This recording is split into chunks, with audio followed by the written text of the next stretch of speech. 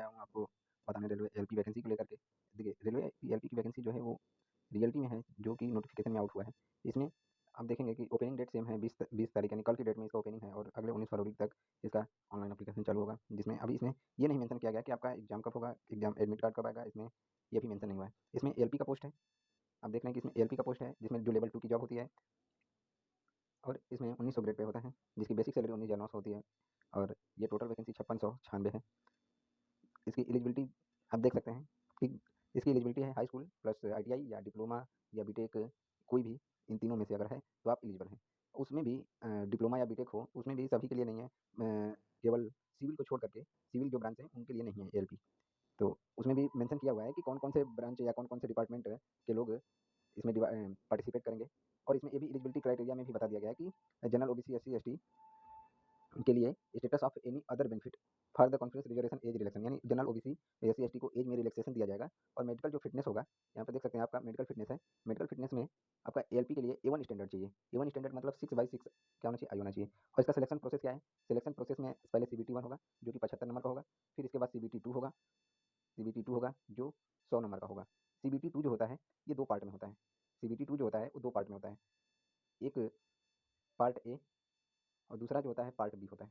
तो part A से merit बनता है और पार्ट बी से क्वालिफाइंग नेचर का होता है।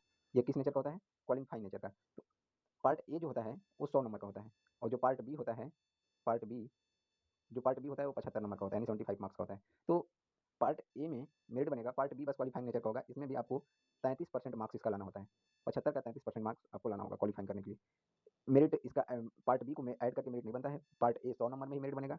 तो इस 100 नंबर में आपको क्वालिफाई करना है, ये तो क्वालिफाइंग नेचर का होता है। मेरिट जो बनेगा पार्ट बी से बनेगा। इसमें देखिए ये डिटेल में आपको यही बताया गया है कि सिलेक्शन जो होगा वो CBT 1 CBT 2 और इसके बाद एक साइको होगा। CBT 2 जैसे क्वालिफाई करेंगे तो उसके बाद एक साइको टेस्ट होगा लास्ट में, ठीक है। तो अब इसके बाद देखिए ये इसका एप्लीकेशन 1 महीने तक चलेगा। उसके बाद जब जैसे ही आरआरबी नई नोटिस जारी करेगी उसके आधार पे आपका एग्जाम होगा। इसमें क्या है कि 1/3 माइनस मार्किंग होता है, रेलवे का सबसे ज़्यादा माइनस मार्किंग होता है जो कि 1/3 होता है। अर्थात एक क्वेश्चन सही करेंगे तो 1 नंबर मिलेगा, अगर एक क्वेश्चन गलत हो गया तो 10 3 नंबर क्या हो जाएगा, कट जाएगा, ठीक है। तो ये सबसे हाईएस्ट माइनस मार्किंग है रेलवे का। रेलवे का कोई भी एग्जाम देंगे तो 1/3 माइनस, बाकी सभी एग्जाम में 1/4 माइनस मार्किंग होता है, ठीक है। आगे चलते हैं। आगे है कि after RRB cell content any representation of modification in furnish application. Application जैसे आप फिलअप किए, अब उसमें आरआरबी क्या करेगी, आरआरबी अभी भी अगर नोटिस जारी किया है अब इसके बाद आरआरबी अपना इस नोटिफिकेशन को चेंज भी कर सकती है। फिर ये दिया है कि ये जो होगा स्टेज एग्जाम होगा, यानी निगेटिव मार्किंग है, निगेटिव मार्किंग आप देखेंगे तो 1/3 है, ठीक है, CBT 1 और CBT 2 दोनों के लिए। अब इसमें हम बात कर लेते हैं कि इसमें वैकेंसी कौन कौन से जोन में देखिए। इसमें मेडिकल स्टैंडर्ड क्या है, मेडिकल स्टैंडर्ड A1 है, फिजिकली फिट इन रेस्पेक्ट में होना चाहिए। डिस्टेंस जो होता है, डिस्टेंस विजन 6/6 हमने पहले बताया था कि विदाउट ग्लास का होना चाहिए, ठीक है। अब देखिए आगे चलते हैं। इसमें किसको किसको छूट मिलेगा, एससी एसटी कैंडिडेट है तो 5 ईयर, ओबीसी कैंडिडेट को 3 ईयर और एक्स सर्विसमैन और यूआर ईडब्ल्यूएस एक्स सर्विसमैन है, ओबीसी है तो इनको 3 ईयर, ओबीसी अगर एक्स सर्विसमैन है तो 6 ईयर, एससी एसटी है तो 8 साल का इसमें छूट मिलता है। अब देखिए यहाँ पे जो फॉर्म फिलअप करेंगे वो 500 रुपये फीस रखा गया है जनरल और ओबीसी के लिए, और एससी की फीस कितनी है, 250 रुपये फीस है। Mode of payment online payment कर सकते हैं, यूपीआई से भी पेमेंट कर सकते हैं और चालान से भी। फिर इसी के बाद आगे क्या दिया हुआ है, आगे देखिए जैसे क्या है कि अगर जैसे आप प्री एग्जाम देंगे आपका पैसा रिफंड हो जाएगा 400 रुपये। जो 500 रुपये जो जनरल ओबीसी है उनको 500 रुपये फीस लगता है, 400 रिफंड होगा। जो एससी एसटी है 250 रुपये फीस लगता है उनका, 250 रिफंड हो जाता है, ठीक है। इसमें वर्टिकली रिजर्वेशन दिया जाता है।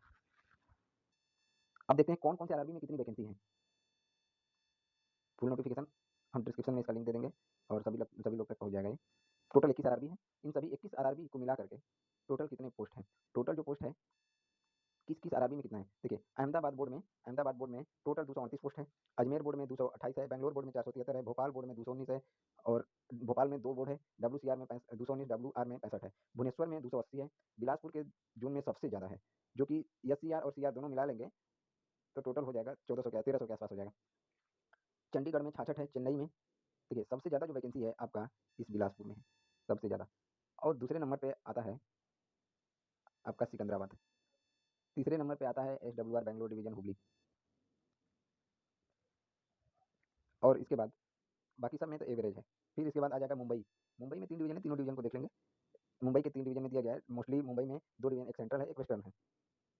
ये सब जितने जोन हैं, ये जो जोन है ये आरआरसी का जोन है, ठीक है, और ये जो जोन है ये आरआरबी का है, ठीक है, इसमें कन्फ्यूजन नहीं होना है। ये बेंगलोर जो आप देखें हैं, आप जो देख रहे हैं बेंगलोर है, इस बेंगलोर में भी आपको ये बेंगलोर है, इसमें एस डब्ल्यू आर जो है ये साउथ वेस्टर्न रेलवे हुबली, यानी ये इसका आरआरसी है। आरआरसी अलग होता है और आरआरबी अलग होता है, आरआरबी में जो होता है बोर्ड होता है, आरआरसी जो होता है सेल होता है। ठीक है, उसी तरह ये जो कोलकाता है, कोलकाता ये बोर्ड है, कोलकाता में ये बोर्ड है, और ई आर और एस ई आर ये आरआरसी है। ठीक, अब चलते हैं, देखिए फॉर्मेट भी दिया है कि कौन से फॉर्मेट में आपको OBC S C S T का सर्टिफिकेट देना है। ओबीसी अगर नॉन क्रीमी लेयर है तो इसमें आप देंगे अपना सर्टिफिकेट। ठीक, अगर आप एस सी एस टी हैं तो आप इस फॉर्मेट में देंगे। रेलवे का ये फॉर्मेट है। सेल्फ डिक्लेरेशन, ये ओबीसी के लिए है सेल्फ डिक्लेरेशन। ये सेल्फ डिक्लेरेशन कब दिया जाता है? तो ये सेल्फ डिक्लेरेशन आपका जब ज्वाइनिंग होगा तब दिया जाएगा। इनकम असिस्टेंस अगर आप ईडब्ल्यूएस हैं, ईडब्ल्यूएस के लिए ये वैलिड है।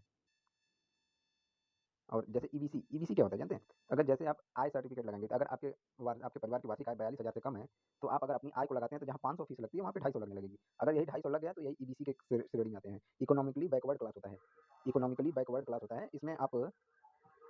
ठीक है, ये इकोनॉमिकली बैकवर्ड